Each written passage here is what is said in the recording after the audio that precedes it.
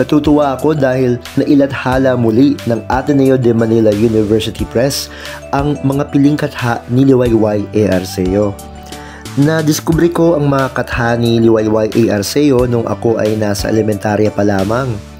Mahilig na ako magbasa ng mga textbook na pang high school ng mga panahong iyon at hinihiram ko ang mga ito sa pinsan ko na nag-aaral sa San Roque Catholic School.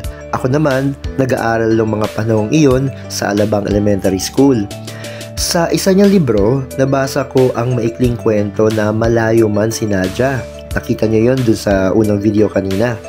Bagamat maikli lamang ito ay hitik sa damdamin na pinagkasya ng manunulat sa payak na paksa at napukaw ng